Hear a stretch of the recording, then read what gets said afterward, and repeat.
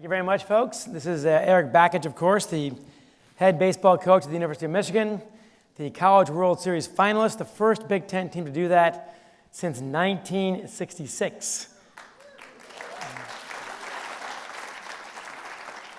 And to put that in perspective, that's 11 years before he was born. So, got a young puppy here. A great career, of course, at East Carolina, where he played left field. 91 chances. Not one error. Now, that's pretty impressive right there. How close were you to an error? Well, it was left field, so you didn't get much action. Yeah. Well played.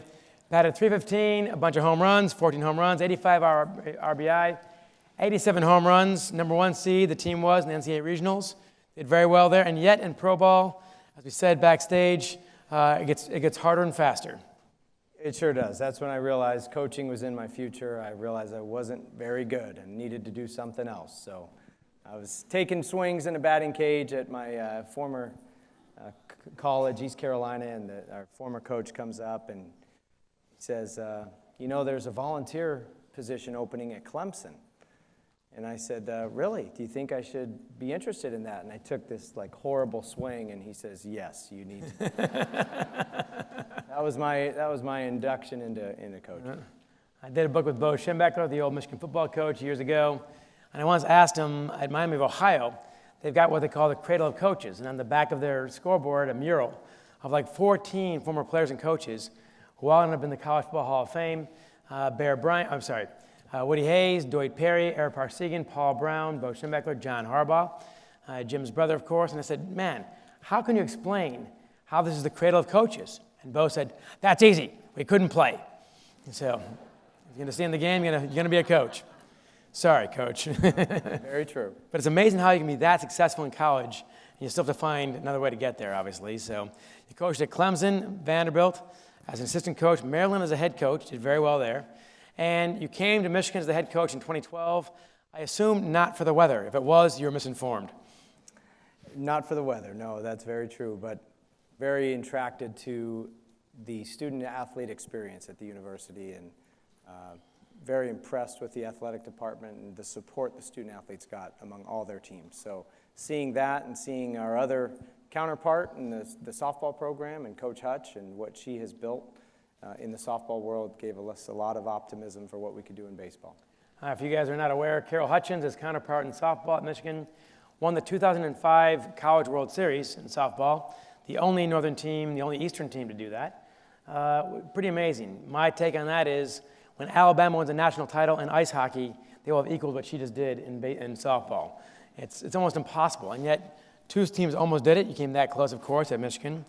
Your initial quote at that press conference is, patience is not a virtue of mine. We don't have any time for that shit. Spoken like it's a quote. I'm sorry, coach, people. Right? That's right. That's exactly right. I just don't see why we couldn't start building and buy into a vision. And the blueprint was there, and just needed to start recruiting and developing as best we could. But no, I'm not a patient person. And you did it very quickly. You did also say at that first press conference, we want to catch that softball program. So what Carol Hutchins had done in softball did matter to you as far as your potential success at Michigan. It did. It just, similar sport with similar climate, outdoor sport, spring sport, or winter sport. But to be able to use her success to fuel what we wanted to build, and it's Michigan. It's a program that is storied and has a ton of tradition and had great bright spots throughout its history. And so we knew we had to do something different as the landscape of college baseball has changed and regionals aren't regionalized anymore. And now it's the best 64 teams going into the tournament. We needed to have a different type of edge if we were going to build a championship type program. And to show you how hard that is, they play about 60 games in both softball and baseball in the north. If you're a Big Ten team in Ann Arbor or East Lansing, you play about half your games away before you play your first home game. And by away, I mean not Toledo. I mean Florida, Texas, Arizona, etc. Explain to us how difficult it is at that level in the Midwest. It's very challenging, yeah. It takes a toll with the travel. We played 72 games last year, and I think we only had 25 home games. So a third of your schedule is home. Pretty much, yeah. But it's a schedule where the first 4 weekends, we leave Thursday after school, we come back on a Sunday night, we play Friday, Saturday, Sunday. So we minimize the missed class time and the academic conflicts, but it does take a toll, especially, that 4th week in a row of getting on an airplane. You need a certain kind of guy to do that, correct? When you recruit, it can't be just baseball. No, the recruiting part is 50% of our program, I would say. That's one pillar of building a program that has to be very strategic and tactical. And so we don't hide from the weather. We attack it. We let the recruits know it's cold there. And we get to know the parents, get to know the families. And one of the biggest challenges for us is the culture that we're building and making sure who we're bringing in is adding to that culture. Speaking of which, within 3 years, thanks to his lack of patience, as we had noted, Michigan beat Maryland for the Big Ten tournament title. So you got back to the tournament that way, of course. First time since 2008. Beating your previous employer, by the way. How did that go? It was interesting, yeah, because most of those kids... You recruited those guys. That we recruited, yeah. So they went on to go to a super regional. They were a couple of wins away from a College World Series that year, so I didn't feel too bad beating them. They went on to have great success. I'm glad to hear that, of course. We mentioned that this past spring, they got into the College World Series for the first time in a long time and got to the finals, first time since, as I said, 1966. During that time, and I think we have the video clip here, and please tell me if we do. We got a video clip of you in the dugout talking about how you built your team live on ESPN. It's one of the best speeches I've heard in the dugout in the middle of a game that mattered quite a bit. It's not a freebie. Do we have that clip handy? The way that you recruit, pulling from cities, the mentality that you have when you look at players and who you want to bring to Michigan, what is your mindset for the guys that you want to wear your uniform? Well, we just think our roster should look like the United States of America, and so we target a lot of inner city kids. There's a lot of great athletes out there, and I think it's ridiculous the cost of travel ball and some of these showcases, and it just it negates opportunities for a lot of kids, and so for us, we want to have a diverse roster, and we want to provide as many opportunities for kids all over the country that we can. Thank you, Coach. Thank you.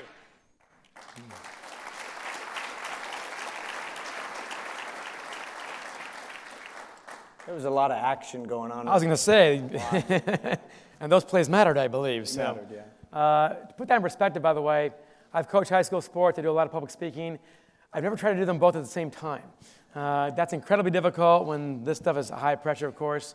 The speech was brilliant. I've spoken to corporations about affirmative action and how to do this. And you gave the best answer I've heard. I used that out in Portland at Jacobs Engineering, by the way, a big company out there. The whole point was not simply to be charitable. The whole point was to find talent that is being missed. And you've got those guys on your team, and you got to the finals because of it. Absolutely, yeah. There's so much benefit to not only recruiting geographically from all corners of the country, but bringing kids in from different backgrounds, different socioeconomic statuses, and watching that blend together into one team and one culture. And, we talk a lot about, for us, people ask, how did you guys do it? Well, we had to shift the target off of the scoreboard and off of winning. We talked in the postseason of shrinking the moment and just being able to just play one day, one game, one pitch at a time. But thinking about just what these kids grow up with the phone always in their face and always taking pictures of themselves and always posting. It's the most photographed generation we've ever seen, and the unintended consequence of that, and always putting their highlight reels out there for everyone to see, is it puts this target right there on the chest, and the unintended consequence is a very self-centered type of idea, and the perception being a very self-centered kid. And so by getting them to understand that we're going to immerse ourselves into this, and the goal is not about the outcome or the stats, but we just want to add as much value to the university, to the program, and a true legacy is the inspiration you have on future generations of Michigan baseball players. So let's just add as much value as we possibly can and get kids to buy into that type of mentality to build the best teammate that we can possibly have. So that was very satisfying as a coach to see kids from all different backgrounds, very diverse roster of coming together for one collective goal. And of course, you've gotten those players at a variety of places that other coaches are not going to. You mentioned the MLB breakthrough program, the Hank Aaron Invitational in Vero Beach. Vero Beach, by the way, for you non-baseball fans, it used to be called Dodger Town, where the LA Dodgers trained. The reason they created Vero Beach, one of his successors, Branch Rickey, previous baseball coach at Michigan, in 1912, while he's a law school student. Finished law school in 2 years while coaching the baseball team, including future Hall of Famer George Sisler. He, of course, brought up Jackie Robinson in '47 to the major leagues, and Jackie Robinson could not stay at their hotels. So they created Dodger Town in Vero Beach, Florida. It's where all the African-American players and everyone else, of course, could stay as a team at all times. So it's a fine legacy there, of course, both Branch Rickey as well as Vero Beach, and now you're part of that as well. And we taught our team about the legacy of Branch Rickey and what he did and the impact he had on the game that affects all of us still to this day.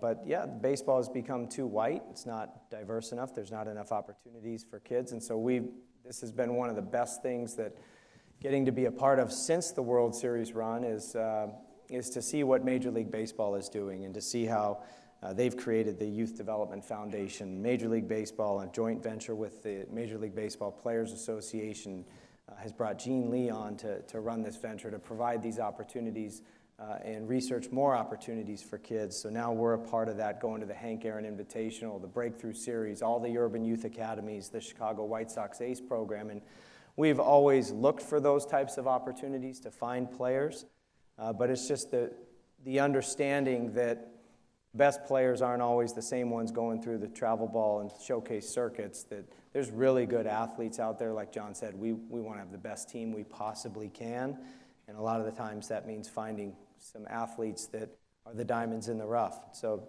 some of our best players were guys that were more football prospects going through their high school seasons than they were baseball prospects, but it was us seeing some of the things that they could do athletically and then trying to teach them more baseball specific in general. But this has been very rewarding of trying to help promote diversity within the sport, especially at the younger levels.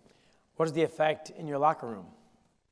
Well, our players have heard me say the phrase, we want our roster to look like the United States of America many, many times for years and years and years. And it even started back when I was an assistant coach at Vanderbilt with Coach Corbin. You know, it was awesome that the two teams left standing in the World Series finals had the most diverse rosters in all of the Power Five. We both had 7 minority players on our team out of a 35-man roster. So 20% of our roster's minority players, where the percentage in all of college baseball is 4%. Wow. The percentage of African-American coaches in college baseball, 3%. So there's this cycle that there's not enough minority coaches, not enough minority players, and just utilizing the resources of Major League Baseball and what is now being provided and trying to find those players. Mm-hmm. It must be said, Branch Rickey brought up Jackie Robinson. He was a devout Christian, would not play on Sundays, would not work on Sundays. A man who believed in the Constitution, a Michigan Law School graduate. But as his biography makes very clear, he really hated losing. And that was a big part of his impetus, of course, in bringing on African-Americans as well. It served several functions. But losing was not one of the ideas that he had in mind, I don't think, and nor you. 2 of your ball players, as you mentioned, came to campus basically through football. Right, yeah, so, and these are 2 kids that aren't on baseball scholarship. So in Division I college baseball, there's only 11.7 scholarships for a 35-man roster. That's what fully funded is. So if you think about that, that's an equivalency sport, and everyone's getting a small percentage. So that's one hurdle that makes it very tough. Jordan Wogu is an extremely bright kid, and he's an Ann Arbor kid. He's a football player. He's big, strong, he's physical. He's earned the nickname the scariest leadoff hitter in all of college baseball. He's 6'3", 235. But he was a guy that was coming to Michigan anyways. His dad is a research scientist at Michigan. His mother is a doctor at Michigan, and they are immigrants from Nigeria. His story is incredible. And I told him he may not make the team, but we'll give him a shot. And his story is one of improvement and growth, and very impressed with how he maximized opportunities that were given to become the player that he is now, a 2-time All-American. But he's not on scholarship. He was getting an engineering academic scholarship to the school. The other player is Jordan Brewer, who's the Big Ten Player of the Year, and he's an Indian American, Potawatomi tribe, in fact, and the tribe paid his way to the university. He was an unknown. No one knew about him. We actually got him out of a small junior college on the border of Illinois and Indiana that overlooked a prison. So imagine, I was going there driving, thinking, where am I? But he was a guy that he was athletic. He had an unbelievable vertical jump. He could jump 41 inches, and he stood straight up and down when he swung and chopped down at the ball. And just thought, well, if we can maybe do some things different with this guy, he could be something. And he wasn't in our opening day starting lineup until someone got injured, and then he was. But his story is another story of growth and progression. And bottom line is there's so many great athletes that when just given the opportunity to improve and get better, they just need that initial opportunity. Well, and Jordan Brewer, don't forget the punchline. Big Ten. Player of the Year. Big Ten Player of the Year, Jordan Brewer. So he went from not starting at Michigan to being the best player in the conference, which is not a bad run. One thing I've found with all the great coaches I've been around is none of them see talent as fixed. This guy can do this guy can't do that. That with good coaching, development, hard work, that almost anybody can be developed to a certain point, some more than others, of course, witness myself. But Jordan Brewer clearly is a guy you worked with. He was, yeah, and that was just a guy that we saw a skill set and a tools package that was just very raw and just needed molding and shaping, and just he needed the finer points of teaching the game. And where I see a breakdown at the younger levels, a lot of these kids that are 6 to 12 years old that should be really learning how to maximize their body's ability to move fast, be fast movers, be able to run fast, jump high, kick hard, throw hard, swing hard. They're being taught mechanics at that young age, and it's slowing them down because they're being taught accuracy at such a young age, and it's counterintuitive because you may have a good player at 10 years old, but when he's 20, he's a slow mover. He missed his speed windows where he could have really maximized athleticism. That's interesting. We talked about also specialization. Of course, Jordan Brewer and Jordan Wogu both came from other sports. What is your view on specialization? I hate specialization,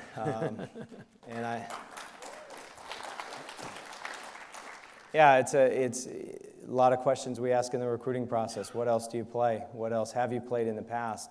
I see that as a huge opportunity missed with the travel ball era that trickles down to the 6 to 12-year-olds that are now specializing in baseball at such a young age, or any sport at such a young age. The burnout factor's higher, the injuries are higher, and it's preventing them from maximizing their athletic potential. So we encourage all of our recruits, and we encourage all young kids, every youth camp we have, we make them play other sports at our youth camps. It's hard enough. We tell them if you want to be an Olympian, you got to choose your parents wisely, but it's already hard enough.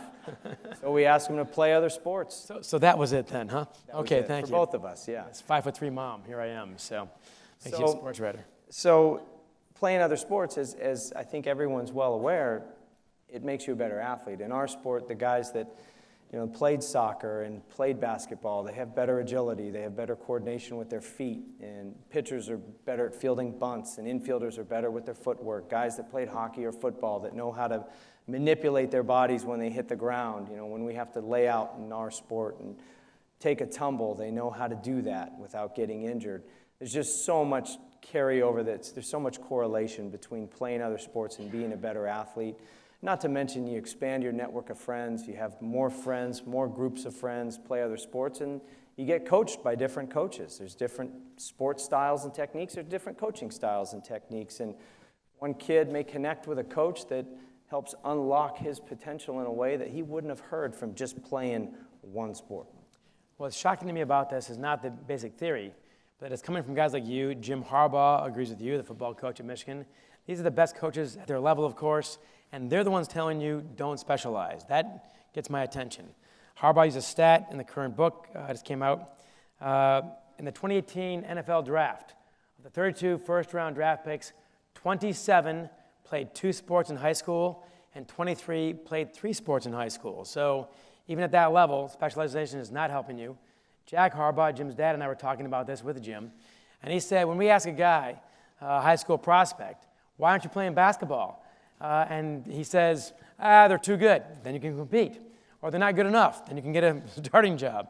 They don't like hearing that they're only playing football. That's a turn down at Michigan. They won't necessarily take you off the table, but it's not a plus. And from guys like you and Jim Harbaugh, that gets my attention.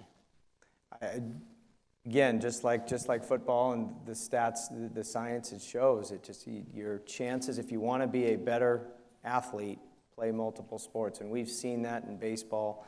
And the kids who specialize early, that a lot of times are the best at a young age, are not the best when it comes time to get recruited. There you go. Your comments from the dugout they went viral. They were celebrated by almost everybody, but not quite everybody. Tell us about that. It was mostly positive. I think some showcase owners and travel ball coaches maybe took it as a jab, which it was.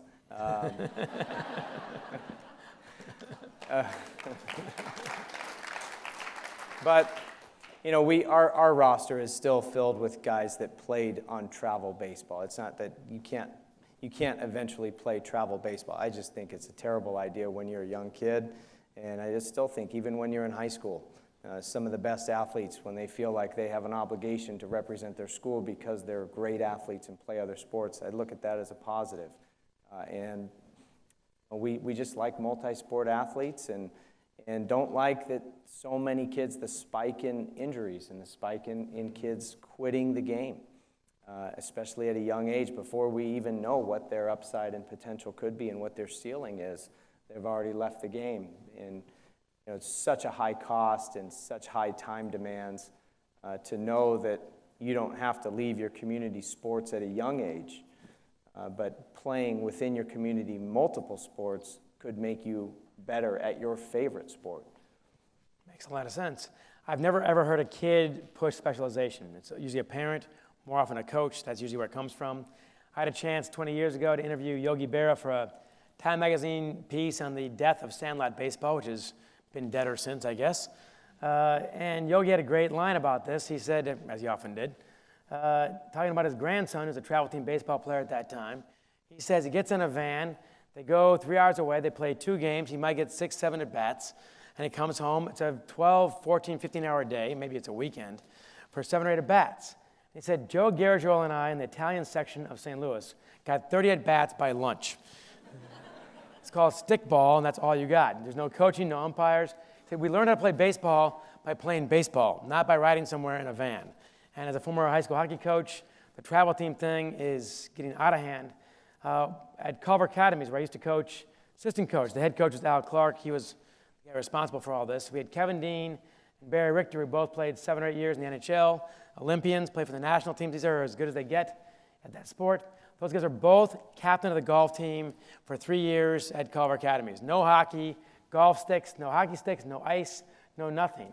And that clearly did not hold those guys back. So any stories like that, Jordan Brewer, these guys, played other sports, did not hold them back in baseball.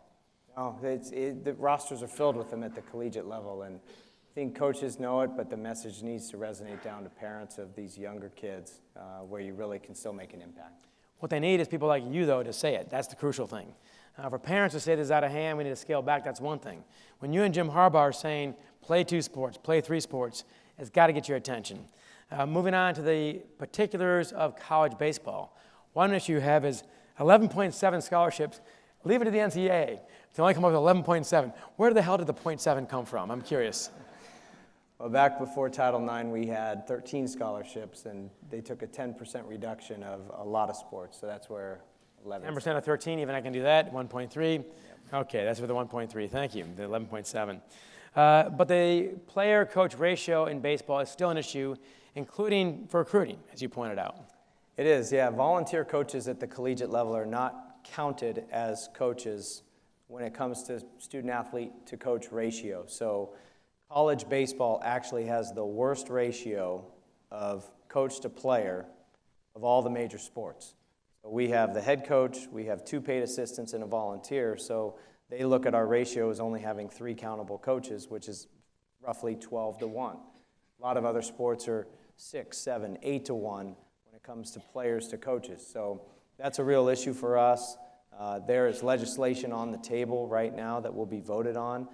It's in the AD's hands that we can overturn that, and we can eliminate that volunteer position, and so that person now has an opportunity to earn a salary, to get benefits, to go out and recruit, but it also has the chance to attract more minority coaches. Not that everyone's going to go hire a minority coach, but you have 3 full-time paid assistant coaching positions now to attract the best people you can possibly attract. And you got these young kids from these inner cities or anywhere, a minority kid, and they don't see anyone on a coaching staff that looks like them. Again, only 3% of college coaches are African American. It's a huge opportunity missed and something that we've got a chance to do something about. We've got a few minutes left here. I want to ask you about your son. We've talked about this backstage and on the phone, which kind of mirrors everything you're talking about. You're practicing what you preach.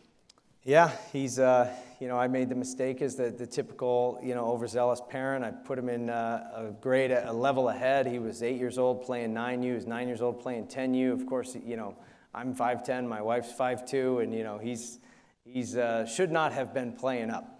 And but we thought he was really good, like all parents do. And so I'm, the games I could make, which weren't many, I'm pacing the sidelines, and his team is terrible. And, he could feel it, he could sense it, and he ended up not really liking baseball at all. And here we are paying over $2,000 for travel ball at 8 and 9 years old. He comes to one of our baseball camps, and I'm on the field throwing BP and, throwing the coach pitch scrimmage, and his team loses on a walk-off, and he looks at me and he says, "I hate baseball." And I just dagger to the heart, I was like, I failed. And so we said, all right, well then don't play. And so we took him out of travel ball and gave him a year off of travel ball, and he went back playing in a rec league and loves it. And the competition, the coaching, the caliber, not that much different. And he's enjoying baseball again, confidence level up, and that's why you coach. You coach because you're in the business of confidence boosting, so to see him have that smile on his face, just taking the outcome and taking the stats out of it and just playing because he enjoys the game, that was really cool to see. I've got a 4-year-old kid, so I'm just starting out in this process despite being 55. My dad's 87, my kid's 4. Go figure on that one. My dad's near the end, my son's just starting out, he's got the baby teeth, so I've got 2 goals. The first goal is whenever I pick him up from school today at 5 o'clock, none of his little buddies say, "Hey man, your grandpa's here." That's goal number 1, but you can't help me there, I don't think. Yeah. Goal number 2, though, is I want for him to get out of sports what I got out of sports. I was good to a point in baseball and hockey. When they got bigger and faster, that turns out that mattered. So the career went down. But to this day, my best friends are the guys from the Huron High School hockey team, the guys from the Clegg Junior High School baseball team, guys that have been around my entire life. And what I think sports really teaches you, it's competition, it's discipline, it's hard work, it's teamwork, it's all those things. So one of the biggest things that's almost never talked about is it teaches you how to lose and not give up. It teaches you how to lose and not blame the umpires, your teammates, the coaches, to suck it up, learn the lessons, and to keep going. So I'm 13 years older than you are, and I need to get your advice on parenting. What advice do you have for my future hockey or baseball dad? Well, I would tell them that sports parallels all those life lessons. Shifting the target in sports and making it not about the scoreboard, but about being a better teammate, about competing, about overcoming adversity. Those are all life skills. Those are going to help him be a better future father, better future husband, better future community leader, better business leader. Those are all things that live in that parallel line, along that parallel line. So I love sports for those reasons alone. You've got this individual competition within the framework of a team, but that's all the companies everyone sitting in this room works for too. So I would tell him that do it, stick with it, play sports. It's going to make you a better person down the road. I love that. To those on that point, when I coached high school hockey, we had 2 rules: work hard, support your teammates, and that was it. Nothing about wins or losses or any of that stuff. It turns out we took that approach, we actually won more games. That's not why we did it, but it had the opposite effect of just winning more games because we're focused on those 2 things. If you played well, if you supported your teammates, worked hard, I had no problem. If you didn't, we got a problem, win or lose. I'm reminded by Jerry Hanlon. It's a quote in the latest book also. when Jim Harbaugh, as a soon-to-be senior in 1986, asked his coach, what kind of team we're going to have this year, Jerry Hanlon being the old O-line coach at Michigan. Jerry Hanlon said, come back in 20 years and I'll tell you. I'll tell you what kind of husbands you were, what kind of fathers you were, what kind of workers you were, employers, citizens in this community. That's when we know if this stuff worked. It's not about your Big Ten titles, your rings. It's come back in 20 years, then we'll know. And that's exactly what you're saying. Exactly. So thank you very much, and thank you, Coach Bakich. Thank you, guys.